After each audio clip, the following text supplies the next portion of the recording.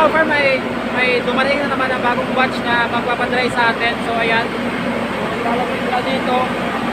Tapos bukas na natin ito itadry mga farm kasi nga medyo alanganin na yung oras.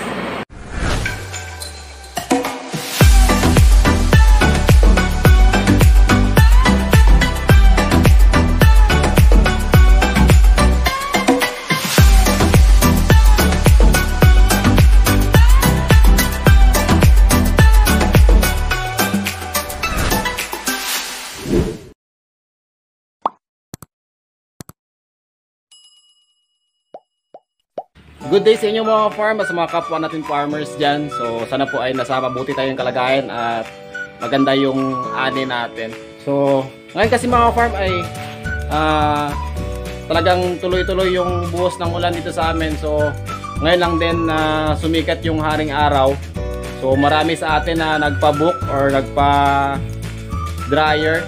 ng kanilang mga palay. So dito sa likuran ko mga farm ay kasalukuyan na nagbubukas ng ating mga sako yung ating kasama. So ngayon po ay dalawa lang kami yung mag-ooperate nito ng ating dryer, tapos meron pa dun sa may kabila. So yun din yung isasalang natin. So halos araw-araw mga farm ay meron kaming operation dito sa aming dryer na ito. So ganito kasi yung kagandahan dito sa dryer na ito mga farm, kasi kahit dadalawa lang kayo or tatatlo lang kayo na mag-operate ng dryer na ito ay talagang pwedeng-pwede kasi nga less trabaho tayo sa dryer na ito. So, simulan na natin mga farm. Ginagawa mo? Bugat. Oh no! Maugan. So, ito mga farm yung ating mga kasama ngayon. So, binubuksan na niya yung sako. So, ito lahat mga farm yung isasalang natin. So, nasa 85 to 90 bags ito mga farm yung ating sasalang ngayon. So ganito lang yan mga farm. Bubuhos natin dito. So ayan.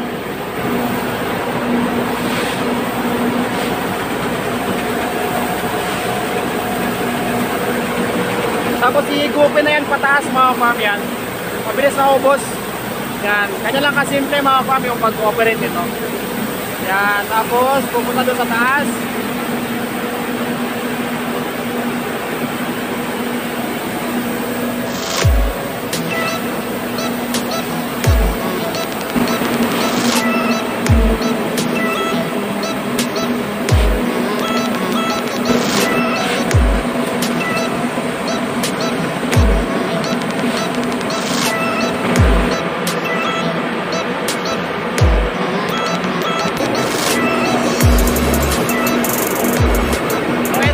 Okay na.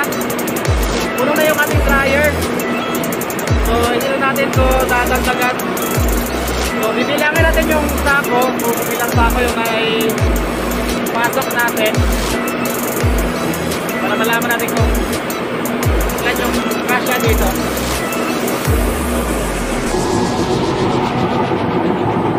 Tapos dito naman lumalabas yung mga alikabok mga farm mula sa exhaust.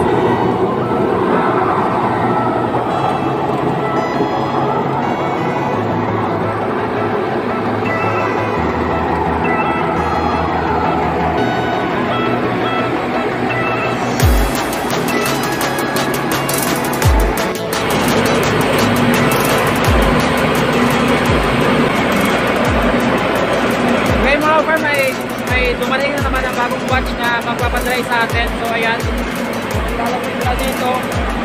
Tapos bukas na natin ito itadry mga farm kasi nga medyo alanganin na yung oras. So bukas na naman ito. So ito yung ating mga tropa mga farm. So ayan, yun yung mga Santona boys, yung may-ari ng ating dryer. So ayan, so medyo marami-rami ulit mga farm. So bakbakan na naman dito bukas.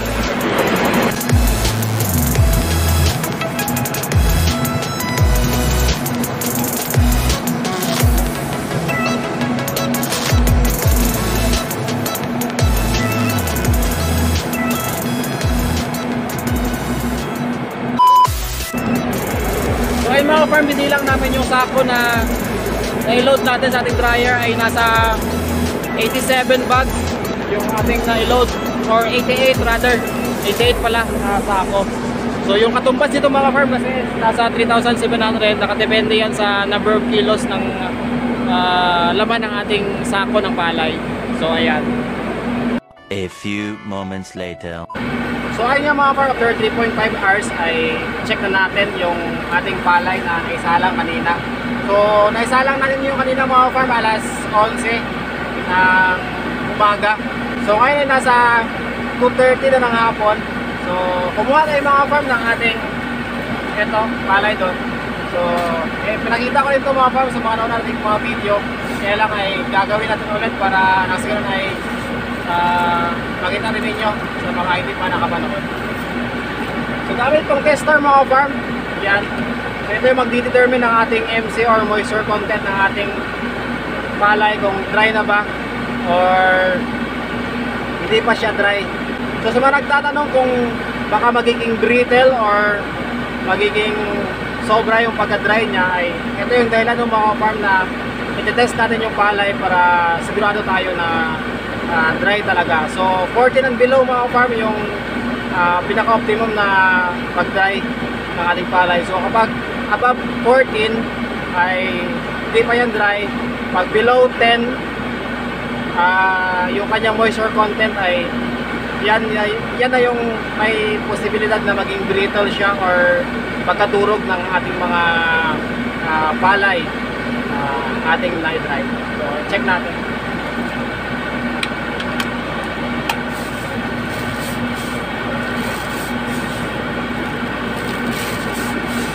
Ito lang mga farm, lagay natin dito. Unuin lang natin. Yan. Tapos salang natin dito.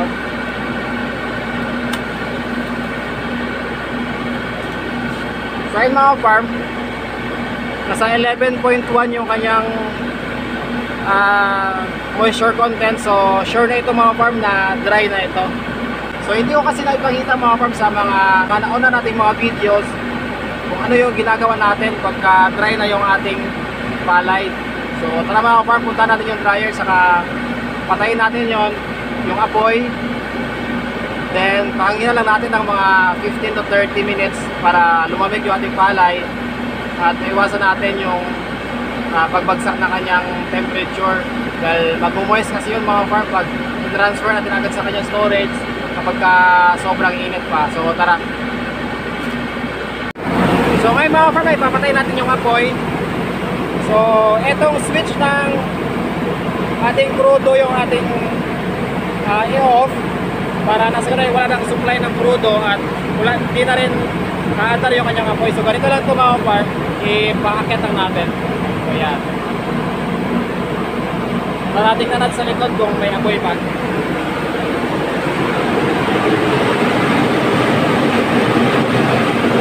So ayan mga farm, wala na siyang apoy.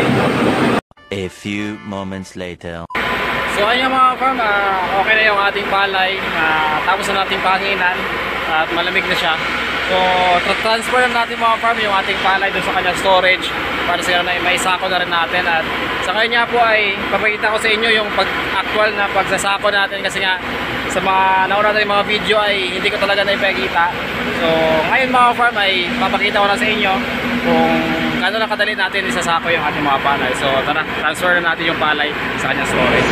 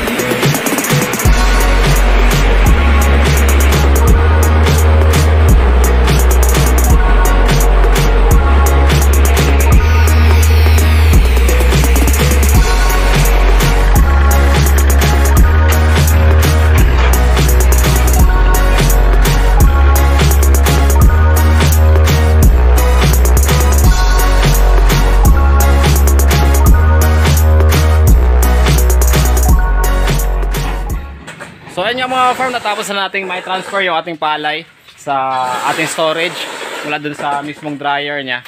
So ngayon naman mga farm ay sasako na natin ito.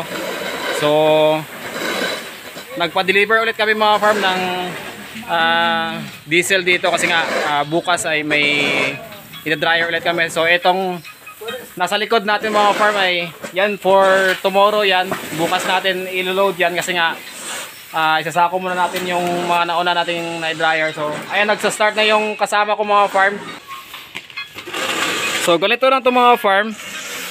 So pagkagaling dun sa ating dryer, sa nilipat na natin dito, ganito lang yung magsako nito mga farm. Open lang natin ito. Tapos sasahurin lang natin ang sako. So ganyan lang. Antay lang natin mapuno mga farm. So ayan. So ito may controller din para isara natin pag puno na yung ating sako. So ganyan lang mga farm kadali yung pagsasako nito. So ngayon mga farm ay dalawa lang din kami ulit yung mag-ooperate nito.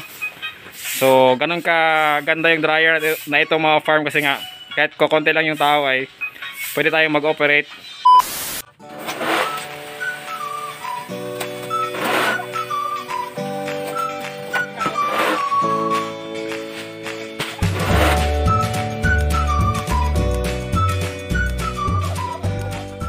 So medyo may kabigatan yung ating palay kasi nga sobrang linis yung ating dry na palay. So nahihigo pa si mga farm ng exhaust palabas yung mga ipa, kaya purong-puro yung palay na ating nadadry. So ayan. So ayun mga farm, sobrang bilis lang natin mag-sacking kasi nga ilang minuto pa lang ay naka almost 20 sacks na tayo. So ganun kadali yung pagsasako natin sa ating dryer na ito. So sasako na kasi natin, tapos good to go na tayo doon.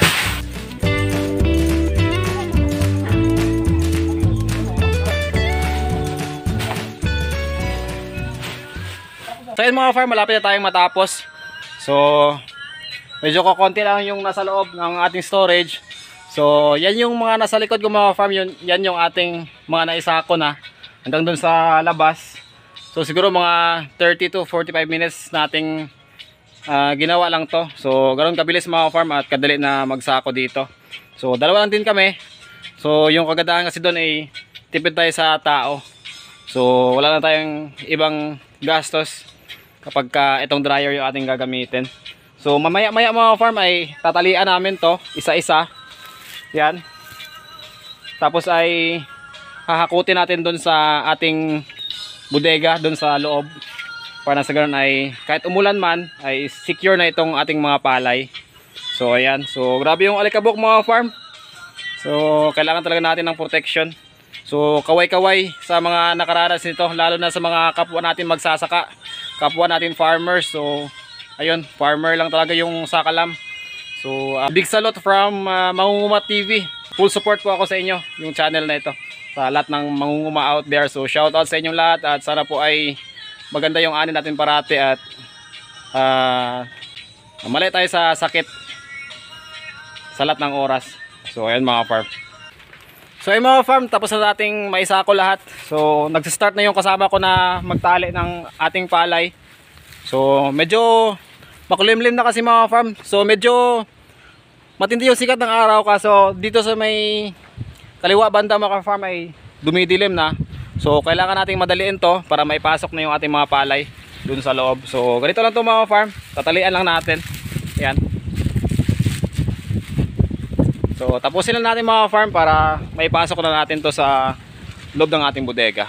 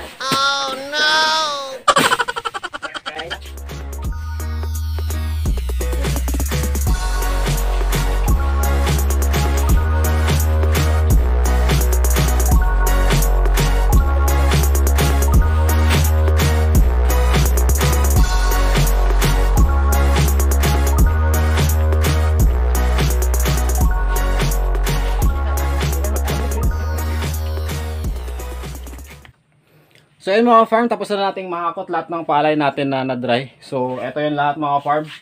So nasa 60 bags kasi ito lahat mga farm. So hanggang dito. So ayan. So hanggang doon yan sa may dulo mga farm. Yan yung mga na-dry namin kahapon. So ito yung natapos natin ngayon. So kita nyo mga farm, dalawa lang kami. Simula nung pagsalang natin hanggang sa naisako natin. So ganun katipid sa tao yung dryer na ito mga farm. So kukunti lang talaga yung tao na magagamit natin pag itong dryer yung ating gagamitin. So bago tayo magtapos mga farm ay shoutout muna tayo sa ating mga solid na supporters. So sa mga bago nating subscribers at viewers dyan. So shoutout kay Sir Albert Prado watching from Brunei. So shoutout sa inyo sir. So maraming salamat. So shoutout din kay Miss Celia White. So watching from New Zealand yan mga farm. So shoutout sa iyo ma'am and God bless. So shoutout din kay Sir Edgardo Higante watching from America. So bago nating subscriber mga farm at bago nating kaibigan. So shoutout sa iyo sir at ingat parate and God bless. So shoutout din kay Sir William Ayangco. So isa siyang wellness advocate of Great Life International Corporation. So shoutout sa iyo sir at ingat din parate and God bless po sa inyo.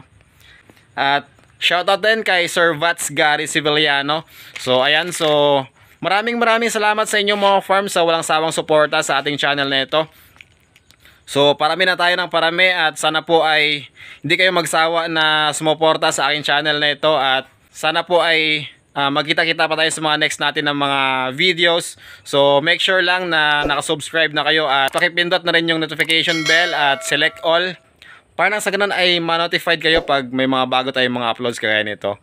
So hanggang dito na lamang mga farm at maraming salamat talaga sa suporta nyo. So hanggang sa muli, happy farming!